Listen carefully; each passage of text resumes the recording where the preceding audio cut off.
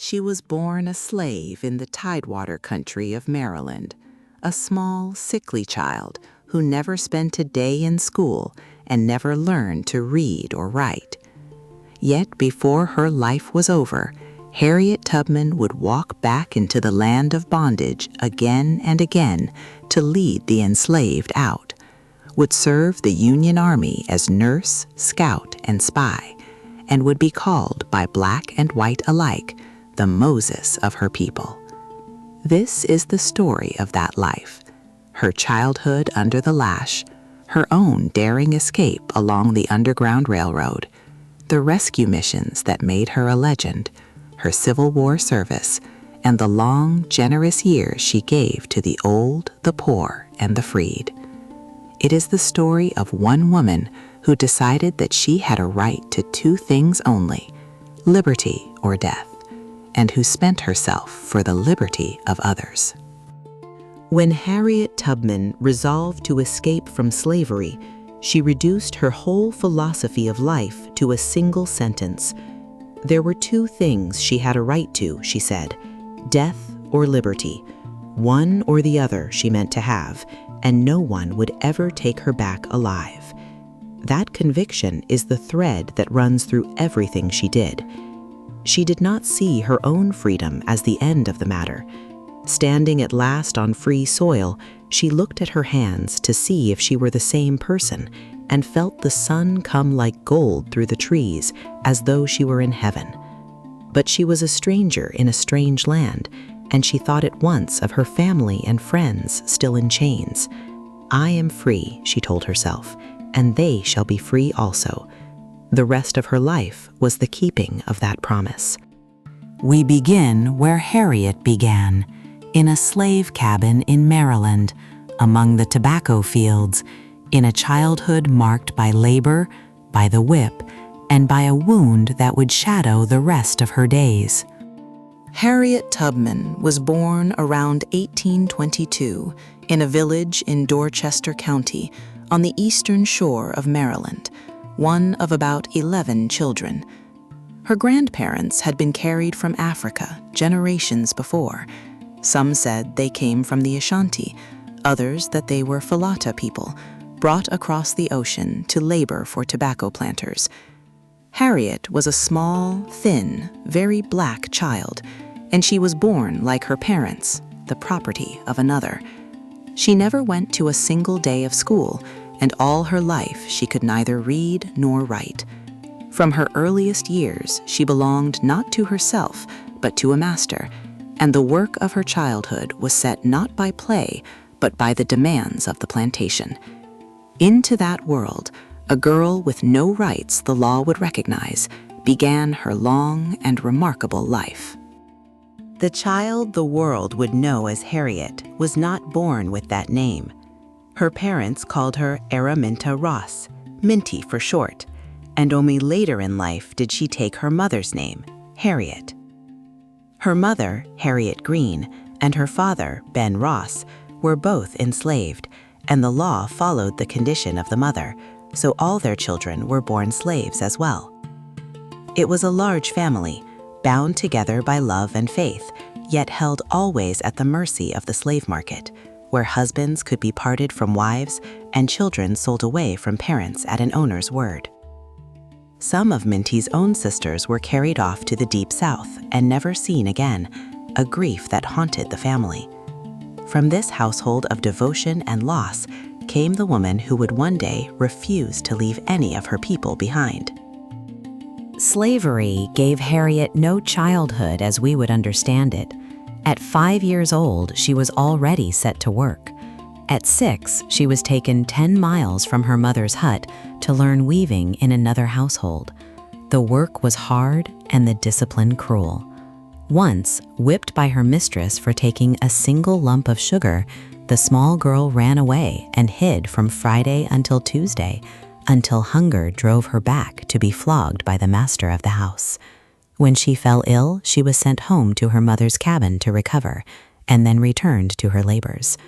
Some slaveholders were said to be kind, but Harriet did not meet them. Again and again she rebelled in her heart against her lot, and her father would gently tell her, "Child, do not fret so. Heed God and be as good as you best know how to be." Harriet's mother and father could not read, but they went faithfully to church, and they learned by heart the parts of the Bible they heard there and taught them to their children. So Harriet grew up with scripture in her ears, though never on a page. When she first heard of a slave escaping his master, her mind went to the verse from Isaiah, "Hide the outcasts, betray not the fugitive." The helping of slaves to freedom became, even then, the aim of her life. Faith was never an abstraction for her. She prayed constantly, in the field and at her chores. Washing her face at the horse trough, she would pray, "O Lord, wash me, make me clean." Sweeping the floor, "Lord, whatsoever sin be in my heart, sweep it out." This plain, fervent religion would steady her through every danger that lay ahead. When Harriet was about 13 or 14, she suffered the injury that would mark her for life. One evening, a fellow slave had slipped away from work to the village store, and the overseer went after him, with Harriet following behind. When the man was found, the overseer ordered Harriet and others to help bind him. She refused, and as the slave broke away, she stood in the doorway to block the pursuit. The overseer hurled a 2-pound weight at the fleeing man, but it struck Harriet on the head. For the rest of that autumn, she lay ill in her parents' cabin. Her master brought buyers to the plantation hoping to sell her, but when they saw her wounded head, her thin face, and her weakness, they refused. They would not give a 6 pence for her, as she said later. She had been hurt defending another, the first of many such choices. The blow left Harriet with a condition that stayed with her all her life. In the middle of a conversation or a piece of work, she would suddenly fall into a deep sleep, sometimes 3 or 4 times a day, and on waking would simply take up her words or her labor where she had left off. She bore it as she bore everything, with prayer. From Christmas until March, she remembered, she worked as she could and prayed through the long nights, even praying for the master who held her. "O Lord, change that man's heart."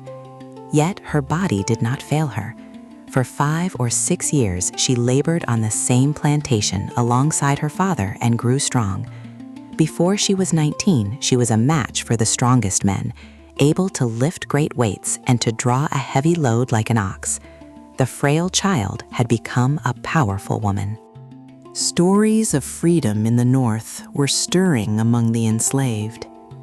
Harriet would weigh the dangers of flight against the love that bound her to home, and at last set out alone, following the North Star.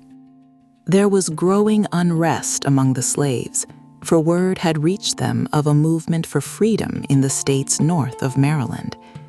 Between the slave-holding South and the free North ran an invisible boundary, the Mason and Dixon line, surveyed long before by 2 Englishmen, Charles Mason and Jeremiah Dixon, to divide Maryland from Pennsylvania. On the far side of that line, white and black men and women worked together against slavery, both races risking their lives to bring fugitives across to freedom. Since the time of Harriet's grandparents, there had existed a hidden network of secret paths and trusted helpers leading the enslaved northward, even onto Canada. This was the Underground Railroad.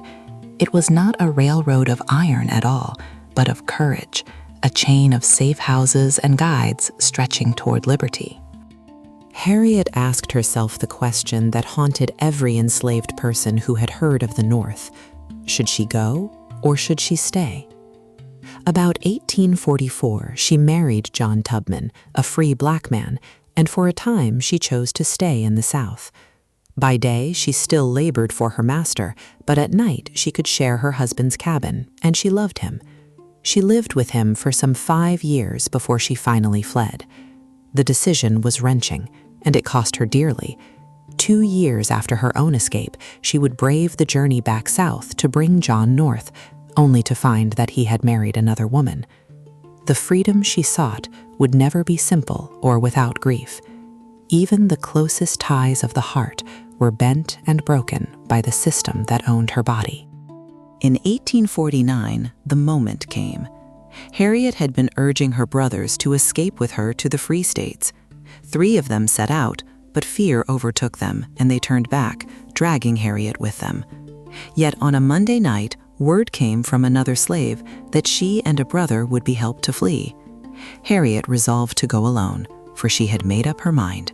"There are 2 things I have a right to," she said, "death or liberty. One or the other I mean to have. No one shall take me back alive. I shall fight for my liberty, and when the time comes for me to go, the Lord will let them kill me." A white woman had promised to help her, and to her Harriet now went, receiving a slip of paper bearing 2 names and directions to the first safe house. With that scrap in hand, she stepped into the dark. That first night, the farmer at the safe house loaded a wagon, hid Harriet within it, and drove her to the outskirts of another town, where he pointed her toward the next station. So she traveled, moving by night, seeking out the friends who would shelter her, and steering always by the North Star toward liberty. It was a journey of nerve and faith across dangerous country, with slave catchers and suspicious eyes on every road. When at last she crossed north of the Mason and Dixon line in the early morning, the experience overwhelmed her. "When I found I had crossed that line," she said, "I looked at my hands to see if I was the same person. There was such a glory over everything. The sun came like gold through the trees and over the fields, and I felt as if I was in heaven." She was free at last. Free at last, Harriet refused to enjoy her liberty alone. She turned around and walked back into danger, again and again, until the enslaved learned to call her Moses. Harriet was free, but she was a stranger in a strange land. She thought of her parents, her sisters and brothers, and her friends still held in the South, and she made a vow. "I am free," she said, "and they shall be free. I shall bring them here." She found work in Philadelphia, a great city in Pennsylvania, and carefully saved her wages, not for herself, but to fund the rescue of her people. Because she could neither read nor write, she had others write her letters home, the first of them to her sister. Then she did what almost no one else dared. She went back. Harriet herself traveled hundreds of miles south into the very country from which she had fled to bring out that sister and her 2 children. Her own freedom, she had decided, was only the beginning of the work. What Harriet began with her sister, she repeated until it became a calling. On her second trip, she brought away her brother and 2 other men. In all, she made some 19 journeys back into the slave-holding South, each one risking her own liberty and her life. She did not rescue strangers from a safe distance. She went in person, on foot, through hostile country, and led the frightened out by the same secret paths she had once traveled. In one stretch of 5 journeys, she carried off 30 to 40 people. Already the enslaved were speaking her name in wonder, calling her Moses and telling stories of her bravery. The price on her head climbed as her fame spread, but no reward and no danger could stop her. Year after year, she returned to the land of bondage to lead another company toward freedom. Harriet led her parties of fugitives by the songs she sang as she walked the roads, knowing that no one would think twice about the singing of an old black woman. The songs were a secret code. Once, leaving her people hidden in the woods while she went for food, she told them she would announce safety or danger by the song she sang on returning. When she neared them, singing, "Hail, O hail, ye happy spirits," and sang it twice, they knew it was safe to come out. But if she sang instead a single verse of "Go down, Moses, tell old Pharaoh, let me go," They understood that danger was near, and they must keep hidden. It was in just such days of struggle and hope, the source reminds us, that the spirituals were born, welling up straight from the hearts of the enslaved. Harriet turned that sacred music into a tool of deliverance. A hardening of the law would push the secret road ever farther north, all the way to Canada. Along it, Harriet led valuable men, frightened families, and at last her own aged parents, out of reach of the slave catcher. As the Underground Railroad carried more and more people to freedom, the slave-holding South demanded that the North return escaped slaves to their owners. A measure called the Fugitive Slave Law was passed, and though thousands of Northerners believed it more just to defy the law than to obey it, the free states were suddenly no longer safe. Now an escaped slave could be seized even on Northern soil and dragged back into bondage, so many fugitives fled onward to Canada. There they were safe, for as early as 1833, Queen Victoria had proclaimed free every black person on Canadian ground. In 1851, after her fourth journey south, Harriet led a party of 11 fugitives all the way into Canada and settled among them. She lived there the next 6 or 7 years, keeping house through bitter winters while the men earned their bread chopping wood. Among those Harriet led out was a valuable man named Josiah Bailey, for whose capture a great reward had been offered. The price did not daunt her. A large reward stood on her own head, too. Indeed, she was once found by friends fast asleep in a park, beneath a poster advertising the bounty for her arrest, the notice meaning nothing to her since she could not read it. When a friend greeted Josiah by saying he was glad to meet the man whose head was worth $1,500, Bailey lost all hope of escape, but Harriet brought him through. On the bridge between the United States and Canada, where the line is crossed midway, she turned and shouted, "Joe, you're free." Bailey looked up, raised his hands, and with tears streaming down his face, began to sing, "Glory to God and Jesus too. One more soul is safe." Word reached Harriet that her aged father had been arrested for helping a slave to escape, and to rescue him, she needed money. "I am not going to eat or drink," she declared, "till I get enough to take me down after the old people." She went to the offices of those working to end slavery and asked for $20. When they had not enough, she sat down and slept the whole day in the office until friends raised $60 that afternoon. This was her most dangerous journey, for her parents were too old to walk far, so she rigged an old horse to a pair of wheels with a board across the axle for a seat, carried them to the railway, put them aboard the train, and drove on herself to the next meeting place. Slaveholders watched every black face in Maryland, yet many there favored freeing the slaves, and she brought her parents safely out. By now, Harriet's fame had spread far beyond the people she rescued. Aid came not only from friends in the United States, but from Canada, and even from Scotland and Ireland, and she traveled through the northern states to meet the men and women laboring to free the slaves. On one such visit, Colonel Higginson wrote home of her in awe.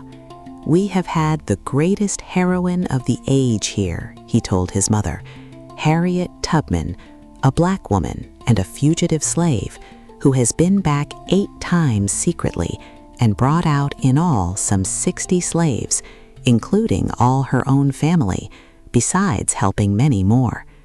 Her tales of adventure," he wrote, "are beyond anything in fiction, and her ingenuity and generalship are extraordinary. The slaves call her Moses." A reward of $12,000 had been offered for her in Maryland, yet jet black and unable to read or write, she went on. As the nation lurched toward war, Harriet's path crossed that of John Brown, the elderly white man who would lead the doomed rising at Harper's Ferry in a bid to liberate the slaves by force of arms. Brown sought out Harriet for what she knew of the Underground Railroad, which he planned to use in his scheme. From the first, he treated her with a soldier's respect. When he first saw her, he called her General Tubman, and presenting her to a friend, he said, "I bring you one of the best and bravest persons on this continent, General Tubman, as we call her." Harriet gave Brown what information she had. His expedition failed, and Brown went to the gallows. But the regard of so fierce a man for an unlettered fugitive woman tells us how she was seen by those who knew the cost of courage. To them, she was no servant, but a general. When civil war finally came, Harriet carried her courage to the front. She nursed the dying, gathered the secrets of the enemy, and guided soldiers on a raid that freed hundreds in a single night. In 1860, the year Abraham Lincoln was elected president, Harriet made one last journey south and, despite the great danger, brought away 7 more fugitives. After that, her friends would not let her take such risks. When war between the states broke out in 1861, she had no doubt about its true cause. Slavery, she said, was at the root of the fight between North and South, and the war would not be won until the nation faced that fact. "God is ahead of Mr. Lincoln," she told a friend. "God won't let Mr. Lincoln beat the South till he does the right thing. Mr. Lincoln is a great man, and I am a poor Negro, but this Negro can tell Mr. Lincoln how to save the money and the young men, and that is by setting the Negroes free." She likened the war to a man bitten over and over by a snake he would not kill, until at last he killed the snake itself. Harriet did not wait on the sidelines. As the Union Army marched through Maryland, she followed it, urging slaves to escape and caring for them in the Army camps. When so many came that the work overwhelmed the soldiers, General Sherman asked the North for people to help the freed adjust to their new conditions, and aid societies sprang up to send volunteers. In May 1862, Harriet traveled on a government transport to Beaufort, in the South Carolina Low Country, where masses of former slaves were gathering.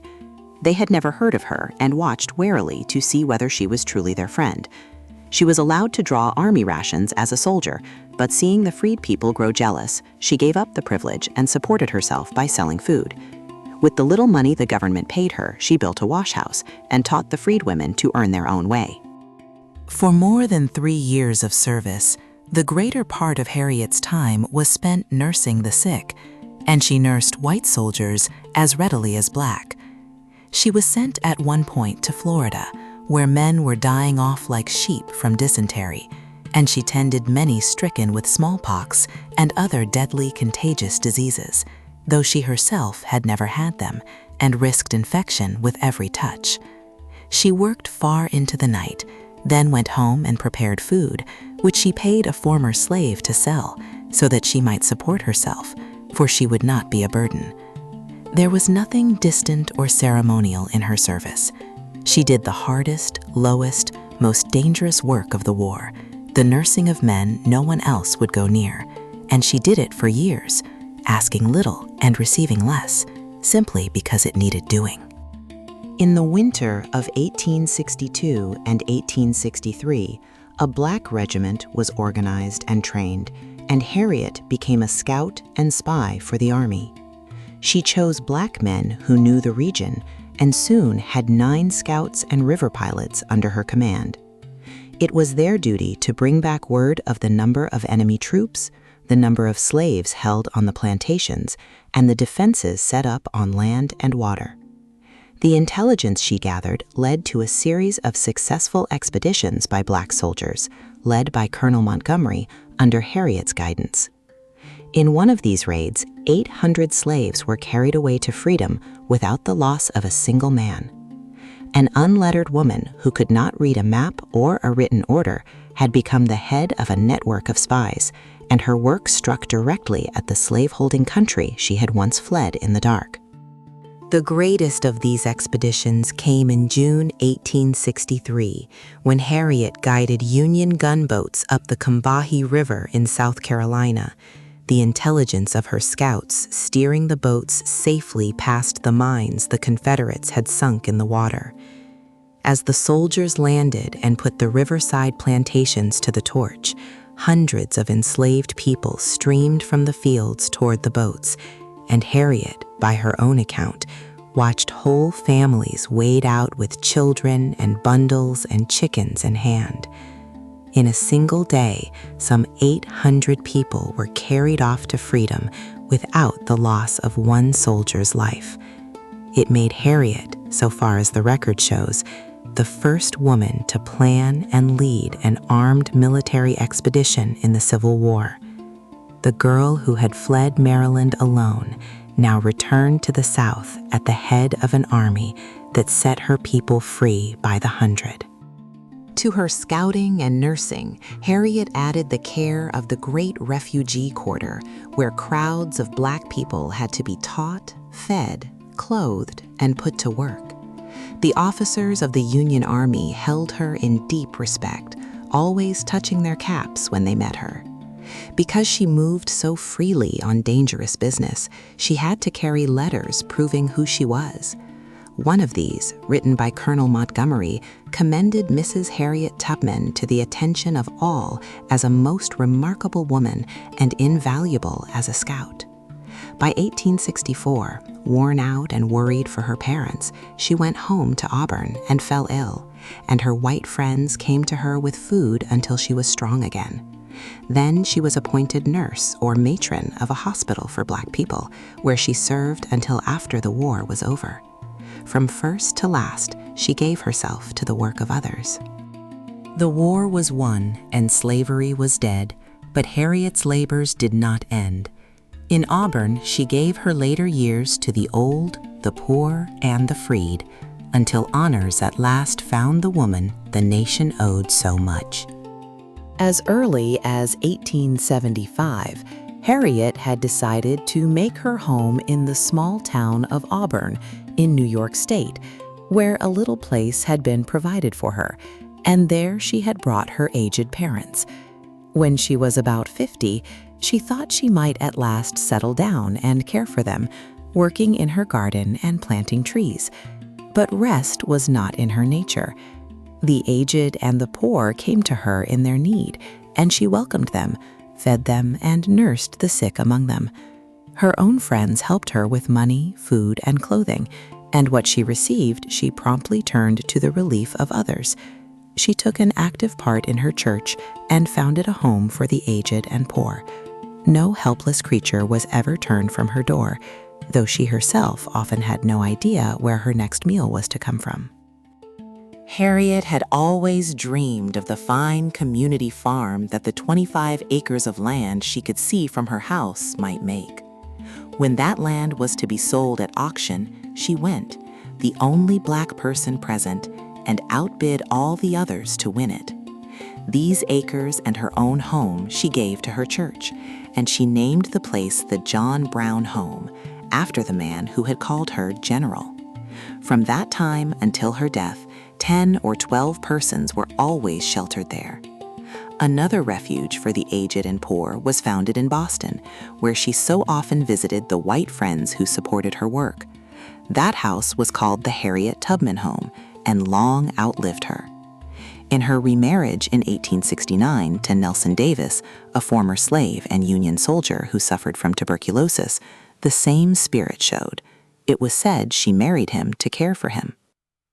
For years after the war, Harriet and her friends struggled to get the government to pay her for her services as scout and nurse, and at last to grant her a pension. Recognition came slowly and grudgingly. Yet honor reached her from across the sea before her own nation fully gave it. Queen Victoria, having heard of her, sent her a Diamond Jubilee Medal and invited her to come to England. It was when the Queen had been on the throne 60 years that she sent me the medal, Harriet recalled. It was a silver medal, about the size of $1, and it showed the Queen and her family. The letter that came with it, she said, was worn to a shadow, so many people had read it. The unlettered woman who could not read that treasured letter herself had become known to a queen, and the world was beginning to measure what she had been. In her last years, Harriet lived in the very home she had founded, cared for in turn by the community she had served. In June of 1911, an important New York paper carried an article about her, titling it, "Moses of Her Race Ending Her Life in Home She Founded," and noting that she who had been the friend of great men now awaited the last call, seeking rest with the weight of nearly 100 years upon her shoulders. A last time she went to church, she spoke as one already on the threshold. "I am nearing the end of my journey," she said. "I can hear the angels singing, I can see the hosts a-marching, and I hear someone say, 'There is one crown left, and that is for old Aunt Harriet, and she shall not lose her reward.'" She died on the 10th of March, 1913, an old woman in a quiet town, having given nearly a century to the cause of freedom. A year after Harriet's death, Booker T. Washington and the white leaders of Auburn came together to unveil a bronze tablet to her memory, which was afterward placed at the front entrance of the county courthouse. It stood as a tribute from the citizens to her services to the nation during the Civil War and to her own people in the cause of freedom. That a former slave who never learned her letters should be honored in bronze on a courthouse, mourned by a queen and remembered by the foremost black leader of the age, is a measure of the distance she traveled, from a Maryland slave cabin to the conscience of a nation. She had asked only for liberty or death, and had won liberty not for herself alone, but for hundreds. The homes she founded for the aged and poor still stood, and her name had passed into the keeping of history. From a Maryland slave cabin to a queen's medal and a courthouse tablet, hers was a life that bent the arc of a nation. We close by asking what that life still has to teach. Why does the memory of Harriet Tubman still hold such power? She began with every disadvantage the world could impose: born enslaved, female, black, unschooled, and injured, and the law granted her nothing. Yet she made of her own freedom a beginning rather than an end, returning again and again into danger so that others might be free.